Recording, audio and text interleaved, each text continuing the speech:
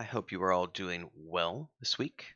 I'm Tim Anderson, aka Renfail. Welcome back for the next episode of The Lord of the Rings, Return of the King, as we read through the latest chapter in the Mondays of Middle-earth series. If you've never tuned into this before, I've been working my way through The Hobbit, The Lord of the Rings, and I will be getting to the Silmarillion after this every Monday at 9 a.m. Central. The episodes started off at 11 a.m. Central, and then we moved them up a little bit so that I can accommodate other things throughout the day in 2023.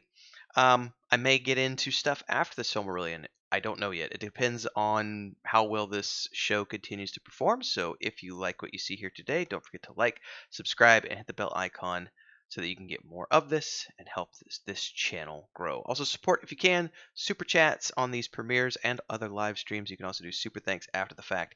And never forget the all-important memberships, all of which are down there.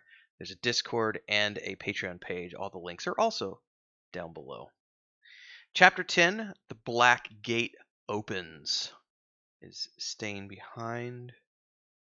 Legolas and Gimli were to ride again together in the company of Aragorn and Gandalf, who went in the van with the Dunedain and the sons of Elrond. But Merry's shame was not to go. You're too, still not feeling well enough. So he watched the mustering army of the army from afar. What's really interesting here is the way he describes Pippin. Pippin was also to go as a soldier of Gondor, it says. Merry could see him not far off, a small but upright figure among the tall men of Minas Tirith. I think that's a very, it's a very interesting way of a friend, his longtime friend looking at his other friend and, seeing him stand upright and proud within the ranks. He's like, I'm here representing my people. That's really cool. The sense of foreboding that's coming. No sign of any enemy had they seen, no cry or call had been heard, no shaft had been sped from rock or thicket by the way, yet ever as they went forward they felt the watchfulness of the land increase. By the way, if you dissect the way he writes that sentence, that is an incredibly complex way of just saying they hadn't seen anybody on the road for, a couple of days or however long it's been. But it started feeling more and more like they were being watched as they went along. But he draws it out with poetic words, which is one of the reasons this is considered a classic. Oh, this is really cool. They get to the crossroads where Frodo and Sam were, where Sam saw the broken crown, the fallen head of the statue, and it was crowned with the flowers. And it says here when they got there, they basically take down the orc head and put the old head's king back up in place, along with the flower still there. And all of the men washed and cleaned the statues. I don't remember this part either. So this is some of the cool stuff that they can't even get to in the film. And it's really not that important for a film adaptation. But this book part, Imrahil, they're discussing routes in what they're going to do. And they're talking about whether or not we're going to assail Minas Morgul first, and other things in the routes they're going to take. And they're starting to consider this pass. And Gandalf's like, no, because he knows about the Spider Queen. And after hearing from Faramir, or at least he suspects. Also because it says here, because if Frodo did indeed go that way, he doesn't want to draw the Eye of Mordor in that direction. So he doesn't want Sauron looking anyway in that direction. Okay, so yeah, they have to go somewhere completely different, with Gandalf and Aragorn at the head of the vanguard, looking into Morgul Vale. Ooh. So as they've been going along, the heralds have been shouting periodically out into the wilderness with trumpets and everything. The lords of Gondor, come, let all leave this land or yield them up. So they're basically just going along, continually repeating this message on the loudspeakers. You need to get out of here or give up. The lords of Gondor come. But this is a really interesting point where Imrahil says, say not the lords of Gondor, say instead the king Elisar. For that is true even though he has not yet sat upon the throne. And it will give the enemy more thought if the heralds use that name. So this is going to be a point where, despite Aragorn's insistence that they put aside all the stuff about king and lordship and everything else, they're using that to their advantage. Although it wasn't, let it be known that it wasn't Aragorn who did that, it was Imrahil. Oh, yeah, see, I don't remember any of this. They get attacked by a small group, which is just a feint, and it says from that evening on, the Nazgul came and followed every move of the army. So the remaining Nazgul are flying. It says they flew high and out of sight of all save Legolas, and yet their presence could be felt amongst everybody. Oh wow! It says here as they get deeper into this, on the 4th day from the crossroads and the 6th from Minas Tirith, they came at last to the end of living lands and began to pass into the desolation that lay before the gates of the pass of Cirith Gorgor. And it just says here that so desolate were the places and so deep the horror that lay on them that some of the host were unmanned and they could neither walk nor ride further north. Oh, this is just so I saw a woman on TikTok describe this scene the other day. I was going through TikTok. I followed her on TikTok. I swear I followed her. So I'm gonna give her a shout out because she literally talked about this section of the chapter, and it's worth me mentioning because she had a really beautiful way of describing this scene and what's coming afterwards, and Aragorn's amazingness as a leader. Hang on. I just followed her recently. Her TikTok handle is it's Bria Bird, ITSBREABIRD. She may have other social media. I don't know yet. She's a writer, disciple, giant puppy life, and Middle Earth expat. And she's got quite a bit of different things on her channel, but she's also has a lot of stuff about Middle Earth and stuff. And this is the one I saw the other day. Yeah, Aragorn did what?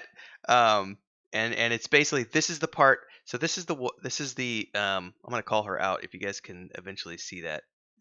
That's who I'm talking about. And let me get her social media up. I mean, I'll put a link down there, but just for those of you who need the visual aids, that's never gonna focus, is it? There we go.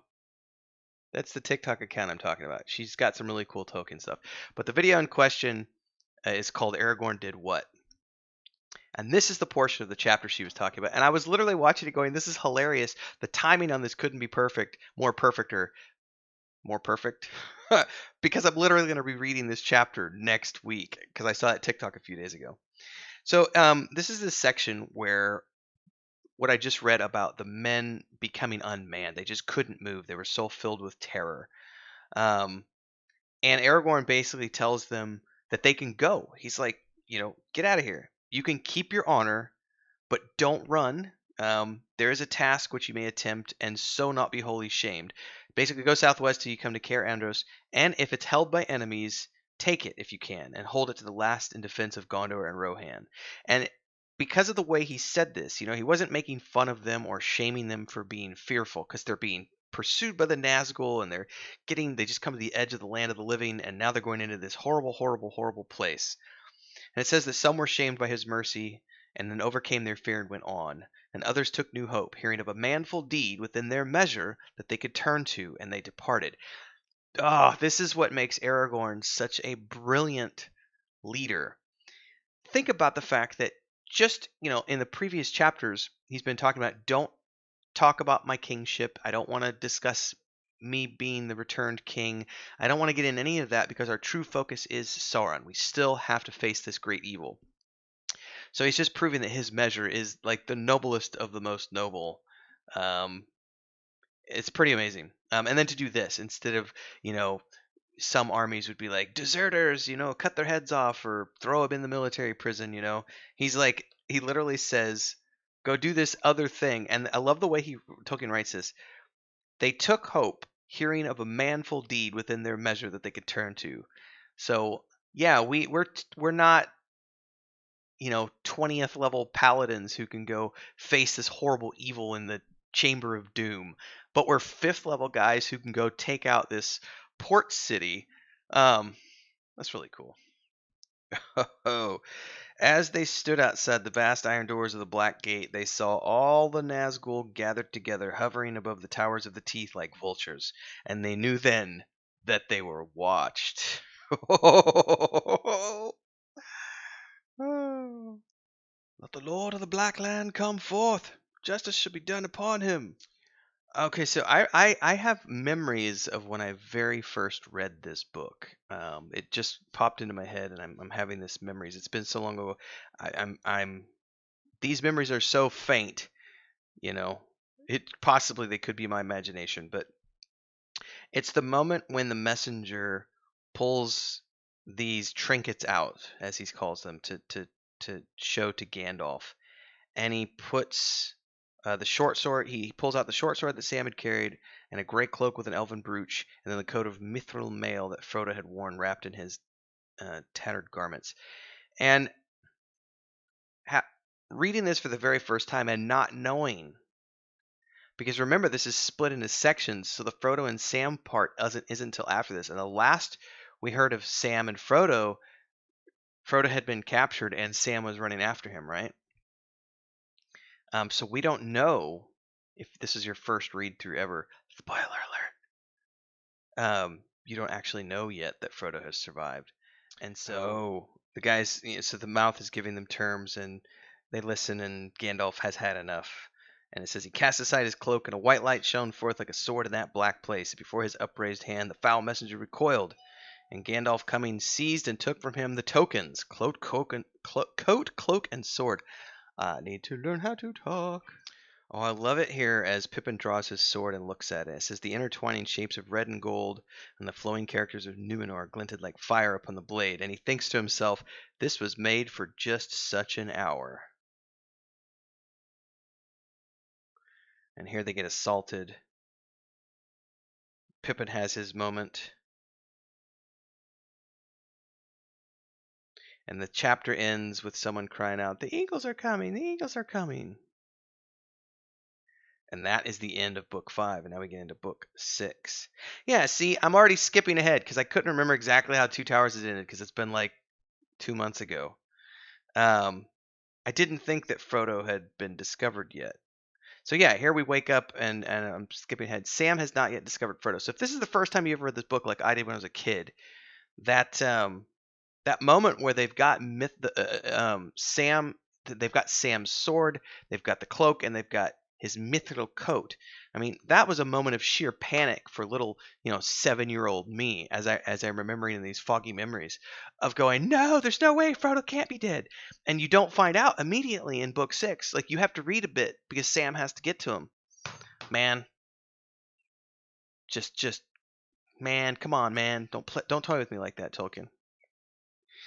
If you enjoyed this, don't forget to like, subscribe, hit the bell icon so you get the next update. We are live every Monday at 9 a.m. Central doing the Mondays in Middle-earth show. We are obviously getting towards the end of the Return of the King. Finally, we started the show almost, I think we're coming up on a year anniversary because we're almost to February. And I started this show sometime after the Rings of Power first trailer had launched for the Super Bowl, which is right around a year ago. February something.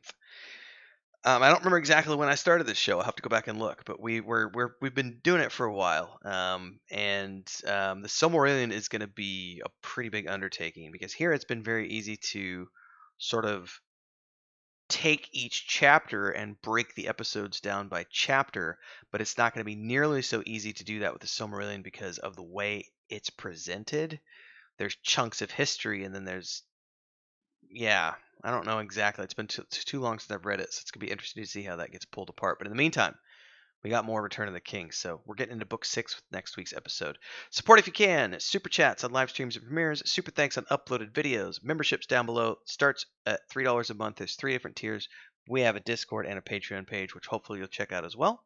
And yeah, all the links are down there. So I'll see everybody next week. Happy reading. Stay safe out there.